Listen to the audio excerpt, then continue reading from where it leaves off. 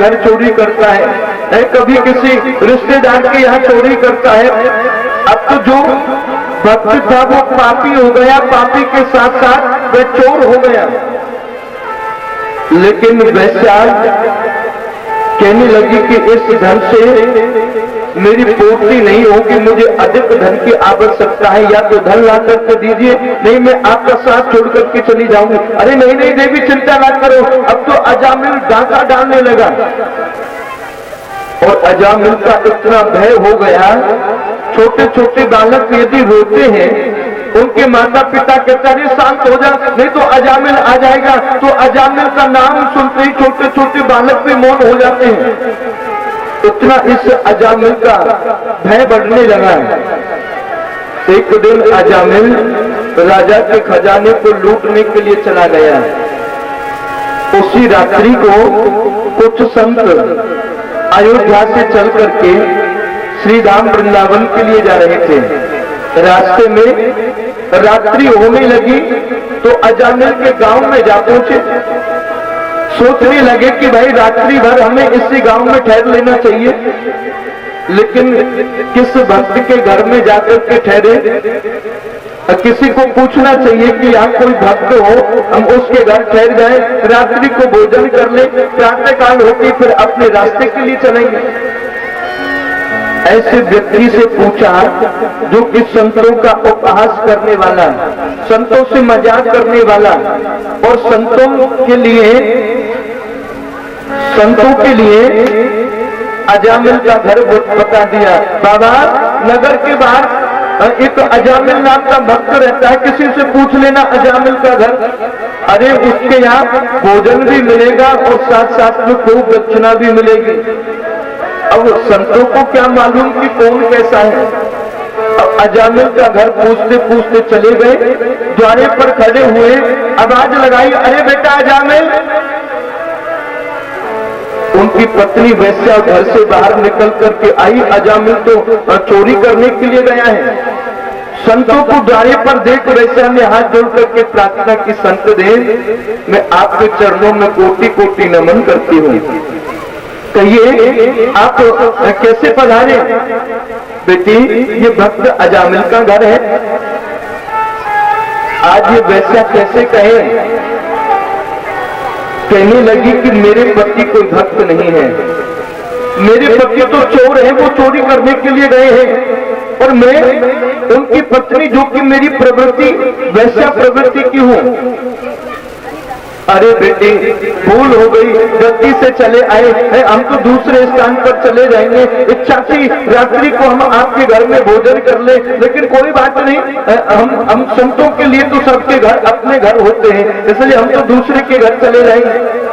नहीं नहीं संत देव, पहली बार कोई द्वारे पर संत आया और वो उदास होकर के जाए, ये मेरे लिए अच्छा नहीं है।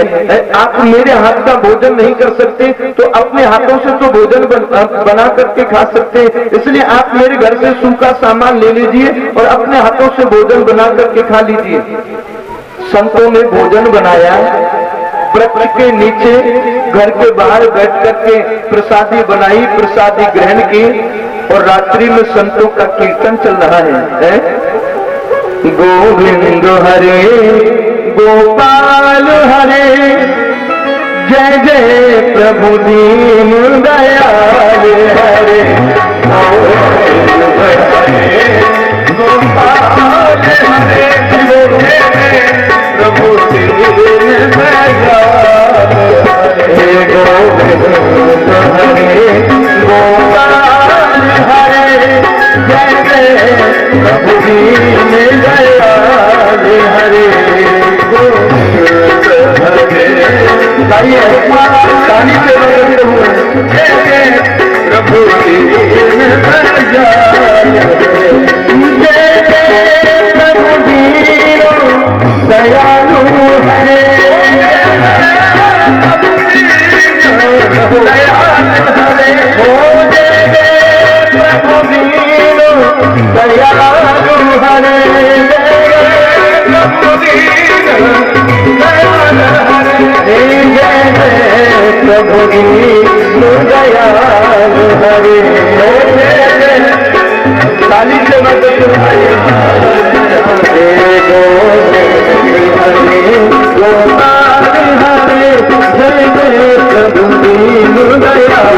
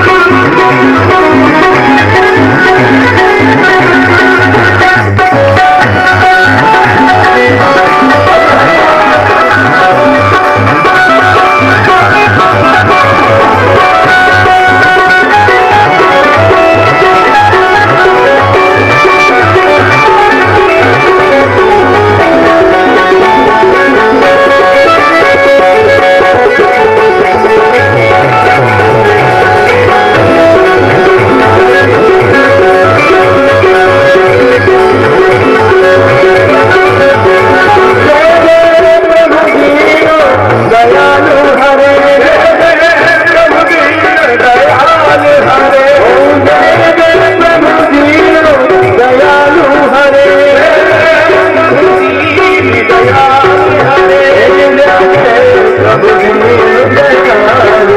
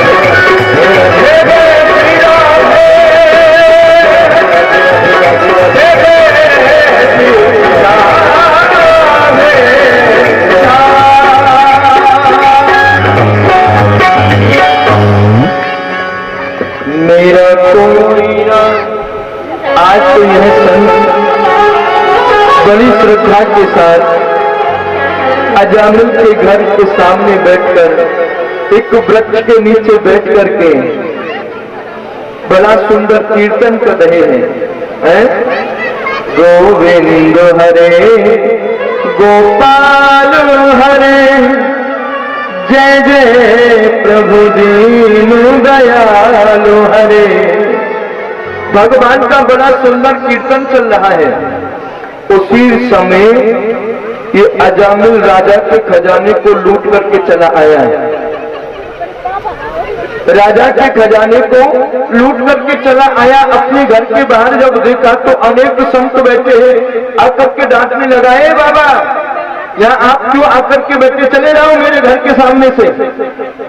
अजामिल की पत्नी ने सुना, लगता है मेरे पति आ गए, संतों को डांट रहे हैं, और दौड़ी दौड़ी आई, घर के दरवाजा खोला और अजामिल से कहने लगी, क्यों, क्या हुआ, ये संत आपसे क्या ले रहे हैं? अरे बैठे ही तो है, बैठने दीजिए, ये मुझे पूछ करके यहाँ बैठे हैं।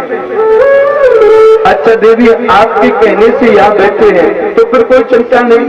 अरे एक दिन की चलेगा, एक वर्ष तक बैठे रहने दो। अजामिल से सब डरते थे, लेकिन अजामिल अपनी पत्नी से बहुत डरता था, है? और भलाई भी इसी में है। हाँ, डरना भी चाहिए। पहले तो एक ही अजामिल था, है, जो कि अपनी पत्नी से डरता।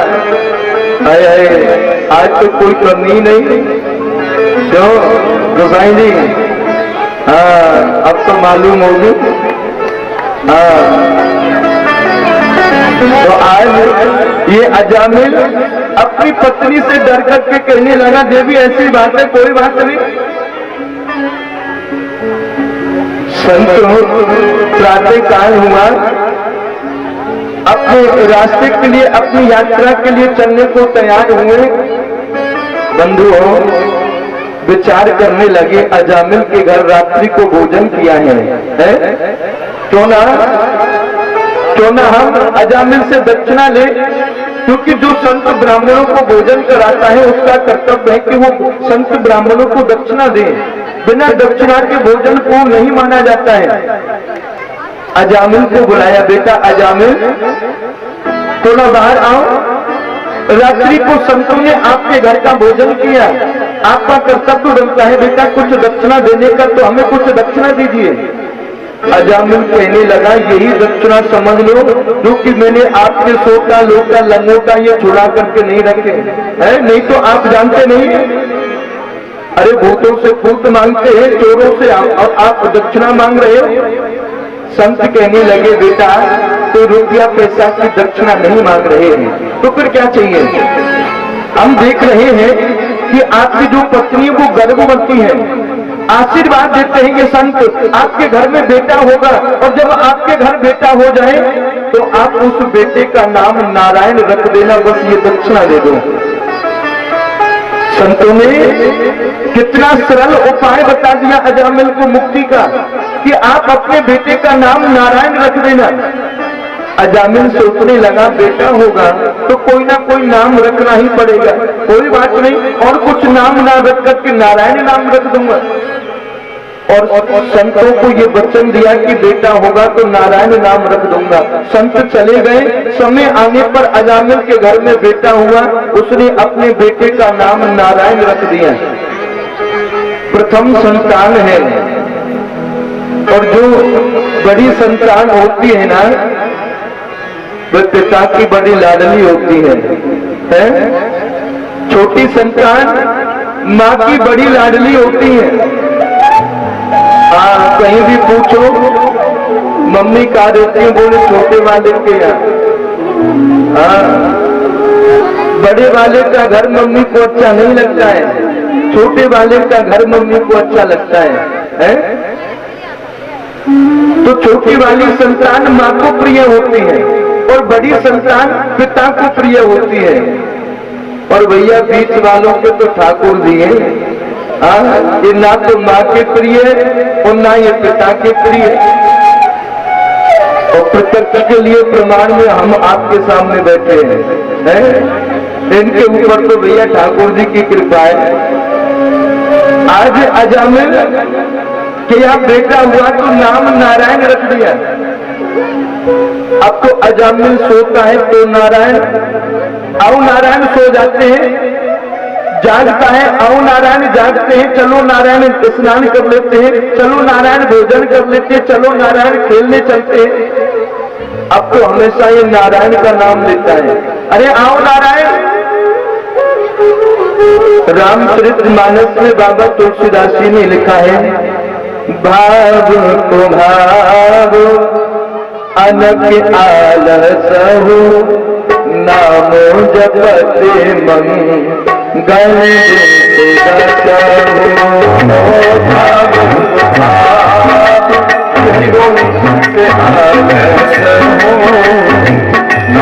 अजामिल पुकारता अपने बेटे को है, लेकिन नाम भगवान नारायण का ले रहा है। कभी कभी नाम की बड़ी महिमा है, क्या है? आज धीरे धीरे अजामिल की मृत्यु आई, जीवन में पाप बहुत किए, इसलिए यम के दूत लेने को आ गए। यम के दूत बड़े विकराल होते हैं, डराने लगे अजामिल को, तो डर के मारे अपने बेटा नारायण को बुलाने लगा, अरे नारायण तू कहाँ है, जल्दी मुझे बचा ले, अरे नारायण मुझे बचा ले, नारायण मुझे बचा ले। अंतिम समय पर ये भगवान नारायण को पुकारने लग गया। पुकार तो बेटा को रहा है, लेकिन ये नाम बेटा का नहीं है, ये नाम तो नारायण का है। उसी क्षण भगवान नारायण के पार्षद आकर के प्रकट हो गए और अजामिल सहजता से मुक्ति को प्राप्त हो गया और अजामिल को भगवान ने मुक्ति प्रदान कर दी। ये नाम की महिमा का वर्णन किया है। परीक्षित यहाँ से आगे भगवान ने सूर्य वंश में अवतार धारण किया। वैसे सूर्य वंश की जो कथा है वो बहुत विस्तार से है। जैसे भागवत की कथा 7 दिवस की होती है, वैसे राम कथा 9 दिन की होती है? और भैया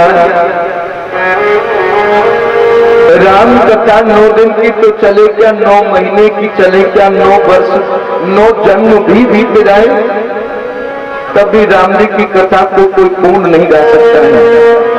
ऐसे ऐसे संत जो कि एक एक चौपाई के ऊपर एक एक महीने बोलते रहते हैं, ऐसी राम जी की पावन कथा है। लेकिन यहाँ हम समय से बंधे हुए हैं, हमें राम जी की पावन कथा भी श्रवण करनी है और अंत में नंद उत्सव का भी आनंद लेना है, क्योंकि आप सब खूब सज धज करके आए हैं ठाकुर जी को बधाई देने के लिए, बधाई लेने के लिए।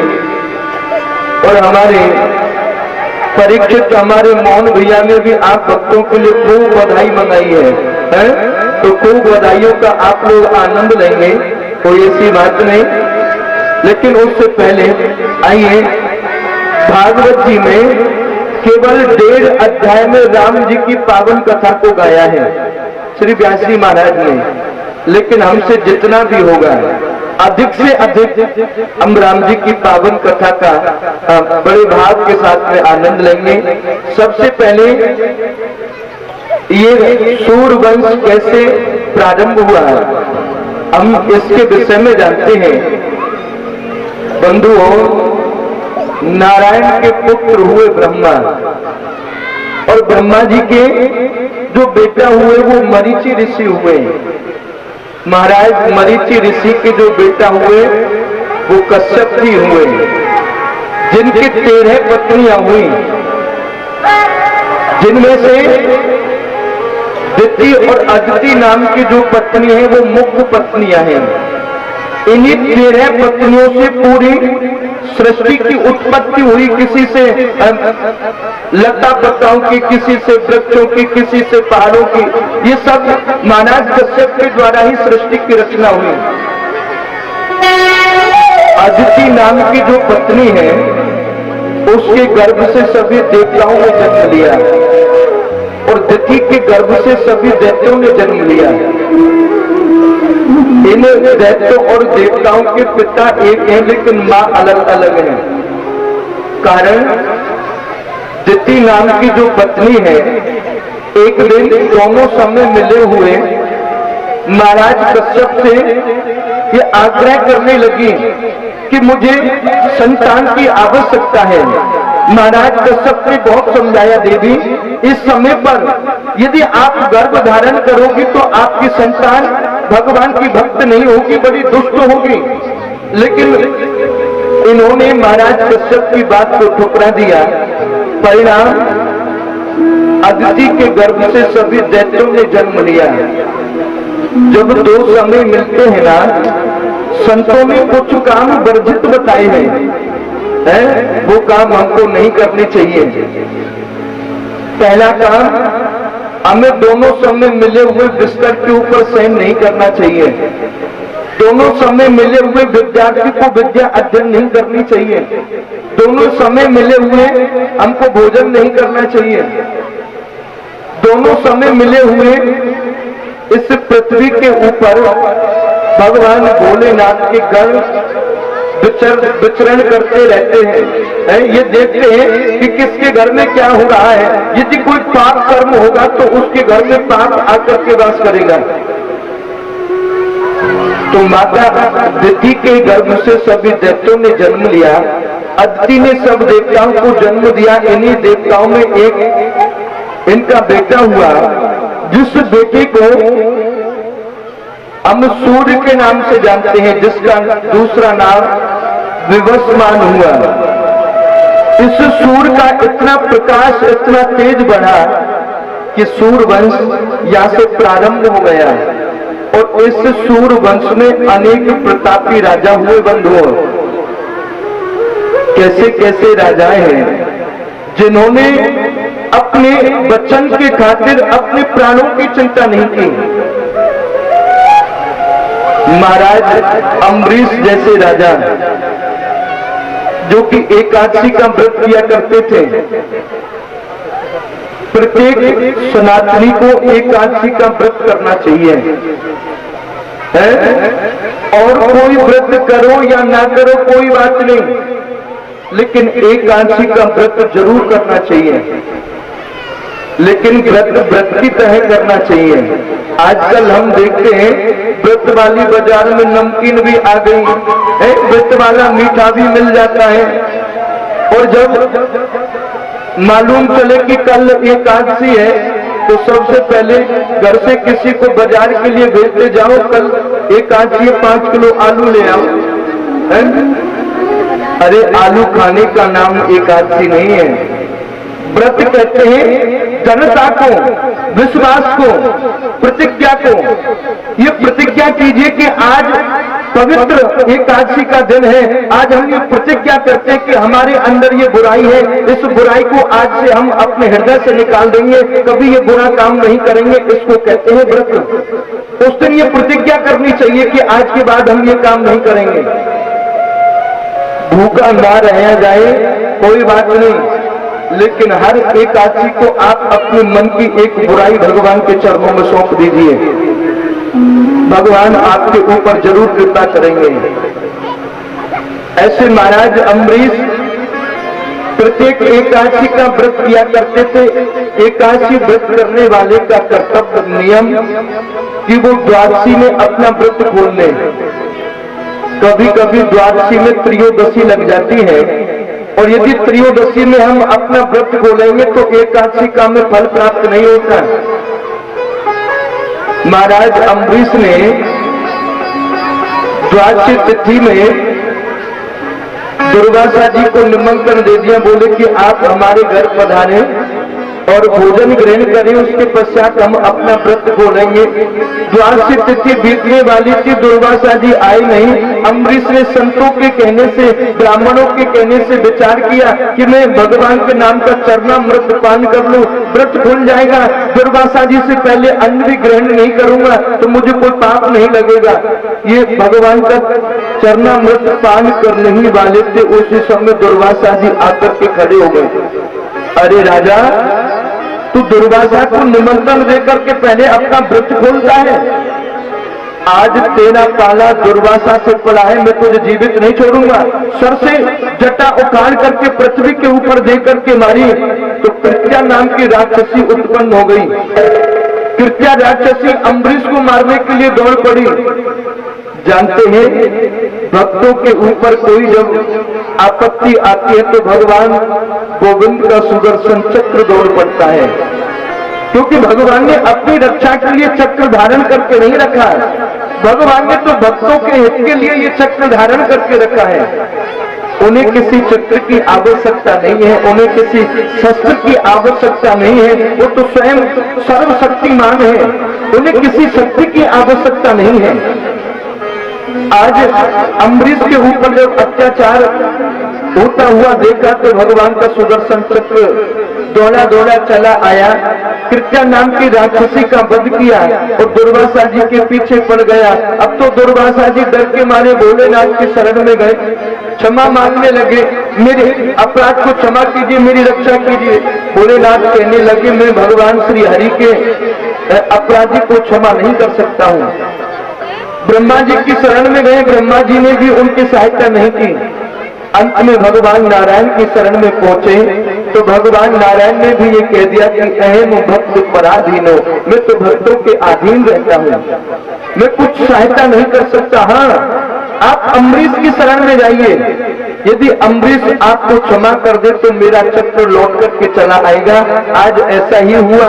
1 वर्ष के बाद अम्बरीश की शरण में दुर्वासा जी पहुंचे तो दुर्वासा जी को क्षमा किया और भगवान का सुदर्शन चक्र लौट करके चला आया। एक सरियाती नाम के राजा, जिनकी बेटी हुई सुकन्या, बड़े प्रतापी राजा थे महाराज सरियाती। अपनी बेटी के साथ जंगल में भ्रमण कर रहे थे। सुकन्या ने देखा कि एक मिट्टी की आकृति में कोई मानव जैसा बैठा है। लगता है कि ये मिट्टी है, कोई किसी ने मिट्टी की मूर्ति बनाई है, लेकिन ये मिट्टी है कि वास्तव में है, ये देखना चाहिए। एक पृथ्वी से तुमका उठा करके जहाँ नेत्र का स्थान था, उस नेत्र के स्थान में चुभो करके देखा तो उस मिट्टी से तो रक्त की धार निकलने लग गई। ये सुकन्या सोचने लगी, मिट्टी से रक्त कैसे निकल सकता है? अरे लगता है मुझसे कोई अपराध हो गया, ये कोई संत बैठ करके तपस्या कर रहे हैं और मैंने संत को पीड़ा पहुंचाई है। त्राहिमाम करते करते ये क्षमा मांगने लगे। आज महाराज सरियाती कहने लगे, बेटी जानती हो ये चमन ऋषि बैठे हैं, इतना समय हो गया तब करते करते इनके शरीर के ऊपर दीमक चढ़ चुकी है। आज राजा सरियाती को जब देखा त्राही करते करते तो चमन ऋषि के नेत्र खोले और पूछने लगे, राजन आप कौन हैं? आपको क्या कष्ट है? इस जंगल में आप त्राहिमाम करते करते मेरी शरण में आए, मैं आपकी क्या सहायता करूं? हे महात्मन, जो ये रक्त की धार आपके नेत्र से जो बह रही है ना, ये मेरी बेटी से चंचलता बस भूल हो गई है, ये जानबूझ करके नहीं। ये बेटी सोच रही थी कि कोई मिट्टी की आकृति की किसी ने मूर्ति बनाई है। इससे नहीं पता था कि ये चमन ऋषि बैठे हैं। मेरी बेटी के अपराध को क्षमा कीजिए। चमन ऋषि ने राजा सरियाती को क्षमा किया और कहा कि मैं सूर्यवंश का एक प्रतापी राजा हूं। चमन ऋषि ने कहा कि सूर्यवंश, इस वंश में तो मेरे राम जी आने वाले हैं। आज चमन ऋषि ने समाधि को तोड़ करके और राम जी के आने की प्रतीक्षा में बैठ गए। राम जी आएंगे तो मैं अपने राम जी का दर्शन करूंगा। बंधुओं, इसी वंश में आगे चल करके एक रघु नाम के राजा हुए, जिनका प्रताप रघुकुल रीत सदा चलो आई, प्राण जाए पर वचन न जाए। ऐसे रघुकुल की रीति, ऐसे महाराज रघु का ये प्रताप फैला कि सूर्यवंश पर रघुवंश के नाम से विख्यात हो गया। और इस रघुवंश में महाराज हरिश्चंद्र जैसे राजा हुए, जिन महाराज हरिश्चंद्र को कौन नहीं जानता। ऐसे महाराज हरिश्चंद्र जो कि चक्रवर्ती सम्राट, जहां से सूर्य उदय होता जहां जाकर के छुपता, उतनी पृथ्वी के राजा थे महाराज हरिश्चंद्र। सत्यवादी थे, जीवन में कभी झूठ नहीं बोला, हमेशा सत्य बोलते रहे। लेकिन उस सत्य के बदले एक दिन ऐसा आया कि वो चक्रवर्ती सम्राट, वो सत्यवादी महाराज हरिश्चंद्र काशी की गलियों में भुजा पसार करके आवाज लगा रहे हैं, हे काशी के वासियों, आपके नगर में 3 प्राणी बिकने के लिए आए हैं। किसी को दासी की आवश्यकता हो तो हरिश्चंद्र की पत्नी तारा को खरीद लो।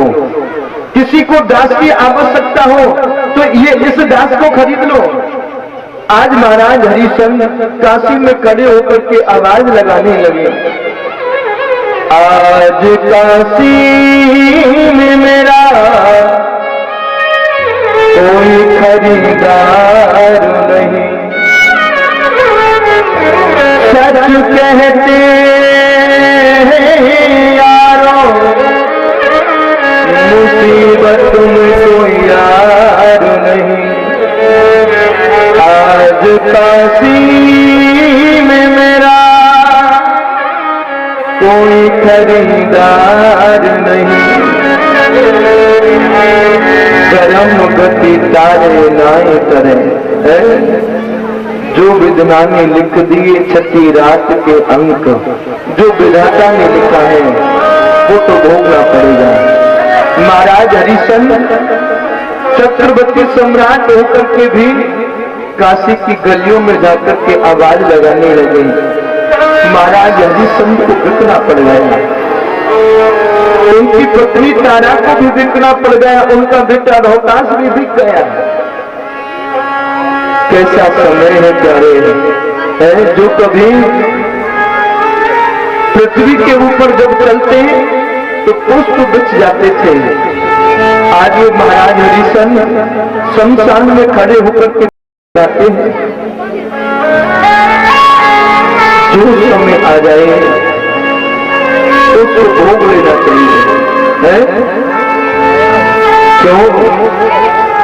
क्योंकि दुख आया है, दुख जब जाएगा तो सुख देकर के जाएगा। सुख आया है तो ये सुख जाएगा तो दुख देकर के जाएगा। इसलिए सुख को देख करके कभी भूलना नहीं चाहिए, दुख को देख करके कभी घबराना नहीं चाहिए। दुख में मत घबराना पंछी, ये जग दुख का मेला है। चाहे भीड़ बढ़े अंबर पर, उड़ना तुझे अकेला है। चाहे भीड़ बढ़े अंबर पर, उड़ना तुझे अकेला है। दुख में मत घबराना पंछी, दुख में मत घबराना पंछी, ये जग दुख का मेला है। चाहे भीड़ बढ़े अंबर पर, उड़ना तुझे अकेला है। चाहे भीड़ बढ़े अंबर पर, उड़ना तुझे अकेला है।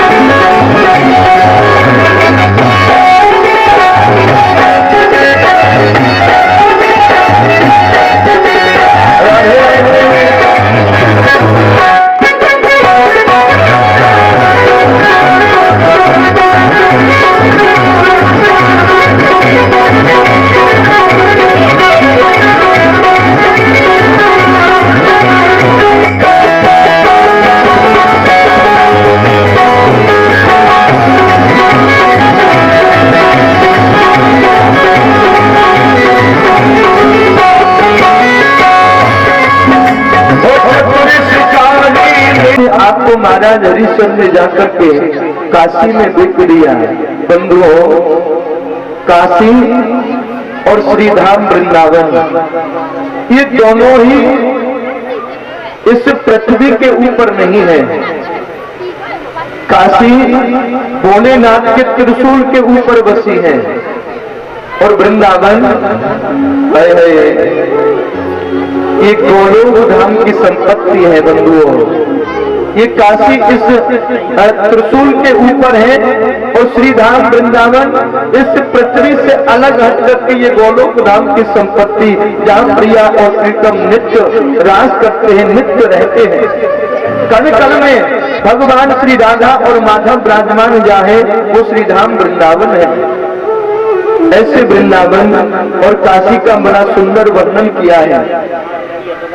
एक बार अयोध्या जाओ और 2 बार द्वारका, 3 बार जाकर त्रिवेणी में नहाओगे, 4 बार चित्रकूट, 9 बार नासिक, गया जगन्नाथ आदि चाहे जहां जाओगे, होंगे प्रत्यक्ष यह दरस श्याम श्याम के, वृंदावन सा आनंद कहीं और नहीं पाओगे।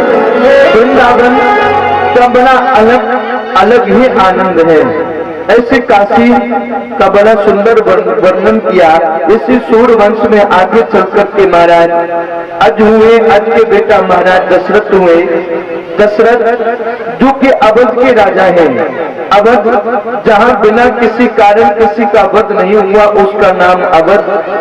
कौशल्या की कई सुमित्रा, 3 इनकी रानियां हैं। सुमंत जैसे कुशल इनके मंत्री हैं। नित्य अपनी प्रजा को महाराज दशरथ बिठा करके समझाते हैं। क्यों? इसलिए महाराज अपनी प्रजा को समझाते हैं। संत कहते हैं यदि शिष्य पाप करता है तो वो गुरु को भुगतना पड़ता है? और यदि प्रजा पाप करती है तो वो राजा को भुगतना पड़ता है। और यदि पत्नी पाप करती है तो उसके पति को भुगतना पड़ता है। और हमारे श्री धाम वृंदावन के परम विद्वान संत श्री राजेंद्र दास जी तो यहाँ तक कहते हैं कि यदि क्षत्रिय, वैश्य और शूद्र यदि ये तीनों पाप करेंगे तो ब्राह्मण को भुगतना पड़ेगा। क्यों? क्योंकि पति का कर्तव्य है कि अपनी पत्नी को सद्मार्ग पर लेकर के चले। गुरु का कर्तव्य है अपने शिष्य को सद्मार्ग के ऊपर लेकर के चले। राजा का कर्तव्य है अपनी प्रजा को सद्मार्ग के ऊपर लेकर के चले। इसलिए महाराज दशरथ नित्य अपनी प्रजा को समझाते हैं। सुमंत, व्यक्ति के जीवन में वैसे तो अनेक वस्तुओं की आवश्यकता है, लेकिन मुक्त है व्यक्ति के जीवन में 4 वस्तु हो। वे 4 वस्तु कौन सी हैं?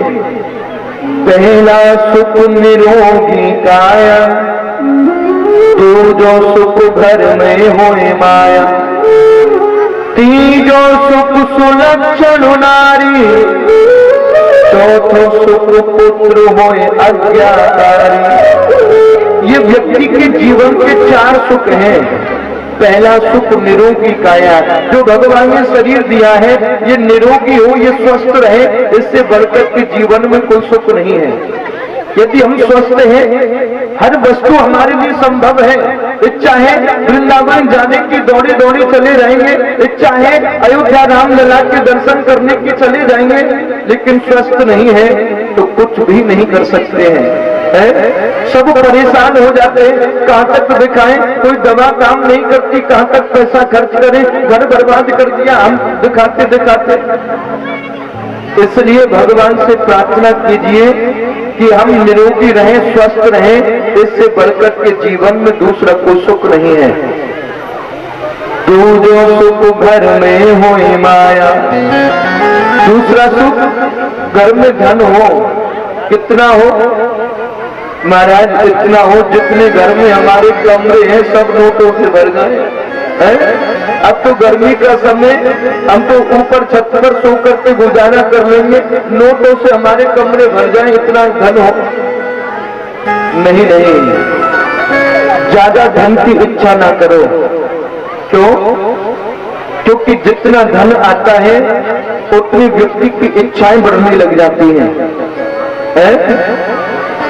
याद कीजिए, कभी वो दिन था पूरे दिन हम मेहनत करते, परिश्रम करते, अपने घर गए, रूखी सूखी जैसी मिली खाली, अपने हाथ का तकिया लगाया और ऐसी अच्छी नींद सोते थे कि सुबह आंखें खुलती थी। लेकिन थोड़ा धन आया तो फिर इस शरीर को गर्मी लगने लगती है? वह मौसम की गर्मी नहीं, अरे वो गर्मी तो पहले भी पड़ती थी, लेकिन अब तो धन की गर्मी शरीर के अंदर बढ़ने लग गई है। ये धन की गर्मी है, मौसम की गर्मी नहीं। तो उस गर्मी को दूर करने के लिए फिर तो पंखा खरीद लिया। अब तो वह गर्मी जब धन और आने लगा तो पंखे से भी दूर नहीं होती, अब इच्छा होती है अब तो कूलर खरीद ले, तो फिर कूलर की व्यवस्था हो गई। अब तो कूलर से भी गर्मी दूर नहीं होती, अब इच्छा होती है एसी लगा ले, अब तो एसी कमरे में लगा लिया। एक एसी से भी काम नहीं चला, अब तो अलग अलग कमरे में एसी की व्यवस्था हो गई। क्यों? अरे रहते पहले भी रहे थे, लेकिन आज सब इतनी व्यवस्थाएं, इतना मन क्यों आगे की ओर बढ़ने लगा? क्योंकि धन आया और धन आते आते इच्छाओं की पूर्ति करने में हम जुड़ गए। लेकिन याद रखना प्यारे, ये इच्छाएं व्यक्ति की कभी समाप्त नहीं होती हैं।